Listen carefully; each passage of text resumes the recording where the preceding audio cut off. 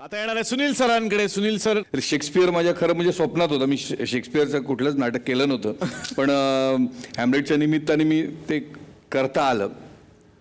दाढी वाढली होती, आता या दाढीचं करायचं काय हा प्रश्न होता माझ्यापुढे. तर त्यावेळी म्हटलं की दाढी काढली तर समजा दाढीवाला काम आलं तर मग परत वाढवायला खूप वेळ लागेल. मग म्हटलं की बघूया, वाढ बघूया. आणि नेमकं कदाचित हॅमलेट विचारलं असतं. हा तुला मोठेपण आहे खरं. म्हणजे दाढी वाढली आणि नेमकी चंद्रकांत कुलकर्णीने मला विचारणा केली की पोलोनियसचं कॅरेक्टर आहे आणि त्याला ही दाढी योग्य होती. म्हटलं सगळं जुळून आलंय नशिबाने. आत्ता सुद्धा थिएटर करताना तो बाकी काहीही प्रायोरिटीज ठेवत नाही. मुग्धाजी आता तुमच्याकडे येणार आहे. तुम्ही काय सांगाल तुमच्या व्यक्तिरेखेबद्दल? हसू येतो. तो मागे बसलेला माणूस बिचारा किती सिन्सिअरली सगळ्यांचं सगळं आहे. पण त्याला तसं सांगितलंय. त्याला आज याला डबल पेमेंट ह्याच्यामुळे कोणाला तरी हसू आला आज. समोर ठेवलंय काय मग बरोबरमध्ये काय काय भरून तो बिचारा बसलाय तिथे. नाही, पहिल्या आठवड्यात अख्खं दुकान भरलेलं होतं, आता फक्त तो भरलेला आहे. असू द्यात. हा, काय सांगाल तुमच्या भूमिकेबद्दल? मी याच्यात हॅमलेटच्या आईची भूमिका करते, गर्ट्रूड. म्हणजे मी जे वाचलंय किंवा जे ऐकलंय त्याप्रमाणे एकूण जगभर जेव्हा जेव्हा या नाटकाचा अभ्यास झालाय किंवा त्या टेक्स्टचा अभ्यास झाला तेव्हा या बाईचं काय करायचं, नक्की हिला कसं उभं करायचं याच्याविषयी कायम खूप चर्चा झाल्यात म्हणे. तर त्यामुळे मी ही व्यक्तिरेखा 100% चंदू सरांच्या दिग्दर्शनाच्या खाली त्यांना जशी हवी तशी उभी करते. मनवा आता मनवाकडे येणार आहे. तुझ्या व्यक्तिरेखेबद्दल काय सांगशील सगळ्यांना? मी ऑफिलिया करते आहे. गंमत अशी आहे की तुषार काका म्हणाला तसा लहानपणापासून त्यांनी जेव्हा मॅकबेथ आणि ओथेल्लो केलं तेव्हा मी लहान होते आणि आजूबाजूला होते. त्यामुळे मला लहानपणापासून शेक्सपियर हा माझ्या घरातला एक सदस्य असं एक फिलिंग आहे. हॅव्हिंग सेड दॅट ऑफिलिया ही खूप कठीण भूमिका आहे कारण ती अतिशय भाबडी, निरागस, साधी अशी. आता हे सगळे हसतायत कारण माझ्यामध्ये त्या क्वालिटीज नाही आहेत. मी एवढी गरीब सरळ नाही आहे त्यामुळे. आणि आजच्या काळामध्ये कोणीच नसतं त्यामुळे सगळं पुसून टाकून ते शोधणं हे खूप कठीण आहे. आणि through the wise cracks of Shakespeare आम्हाला खूप काहीतरी मिळतं आहे. आणि हा खऱ्या अर्थाने प्रवास, प्रयोग आणि शोध हा जितके प्रयोग होतील तितके प्रयोग चालू राहील असं मला वाटतं. ज्या नानाजोगांनी याचं मराठी रूपांतर केलेलं आहे त्यांची 5वी पिढी माझ्या नाटकात काम करते, तो रणजित जोग. वा वा वा. म्हणजे त्या रूपांतर चौथी पिढी.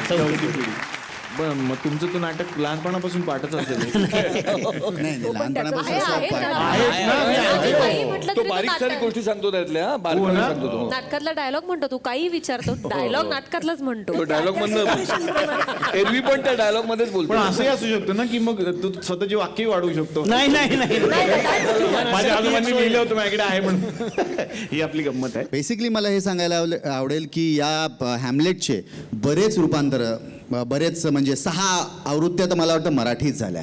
त्याच्यातनं चंदू सरांनी ही निवडली. पण ह्याच्यानंतर ते म्हणाले की आपण एक इमोशनल ट्रिब्यूट म्हणून, मी पूर्ण कास्टिंग केलं नाही रणजित, एक भूमिका तू करावीस.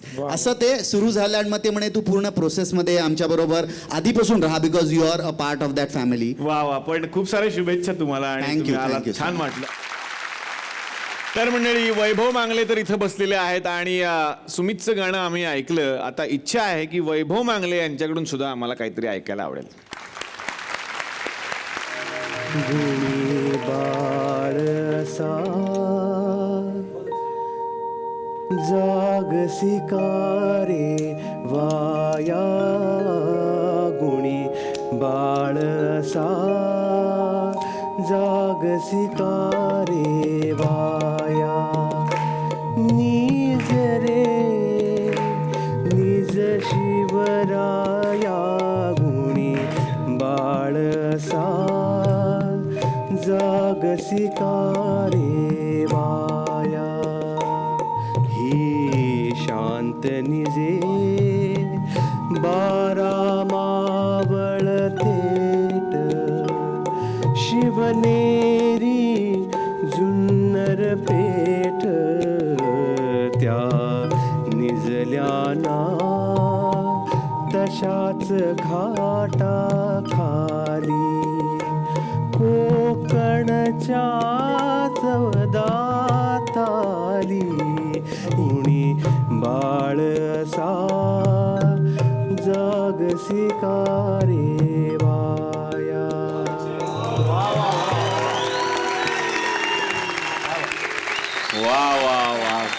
बात आहे खरंच.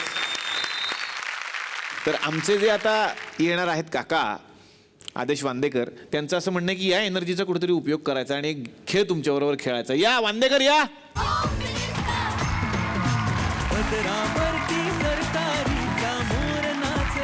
नमस्कार नमस्कार.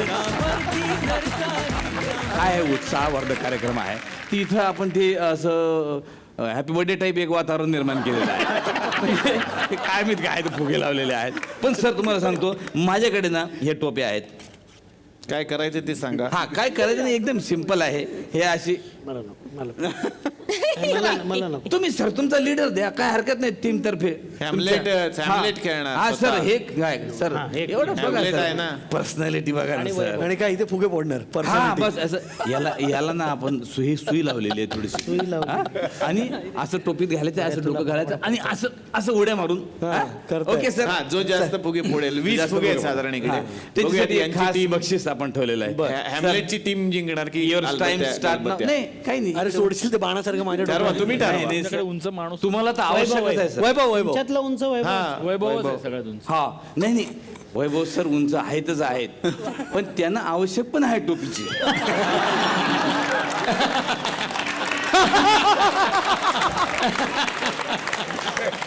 मी उलट ओघात निघून गेला त्याला टोच आहे त्याला. पण मग याची काय गरज आहे. त्या डोक्याने फोड. तिचा वरचा जो थोडासा आम्ही असं म्हणजे अनुकुचीदार असा बोचरा अनुकुचीदार असा बोचरा इन्स्ट्रुमेंट दिलेला आहे सर. कसला अनुकुशीदार काय बोचरा इन्स्ट्रुमेंट दिलेला आहे सर असं तो आपल्या स्वभावाचा एक भाग समजून घ्या सर. घ्या, चला.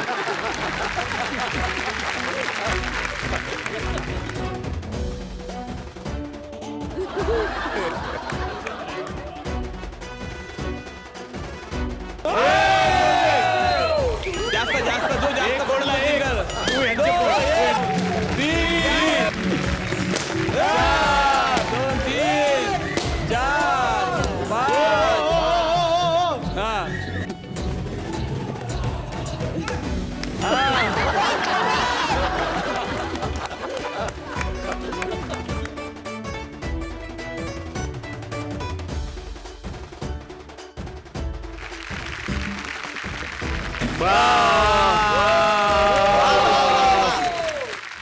ओके तर काय करू आता? आजच्या स्पर्धेमध्ये सुमित सरांचा विजयी झाले. वा वा वा वा वा. पण टाळ्याच सुमित सरांचा. बक्षीस काय मिळणार? तर बक्षीस म्हणून तुम्हाला सर माझ्या मुलाबरोबर फोटो काढायचा आहे. काय बक्षीस म्हणजे ह्याच्या बरोबर फोटो? कोण आहे तुमचा पोरगा? कारण त्याचा आज बर्थडे आहे सर. कुठे आहे तो? ए रे बाळा ए बेटा.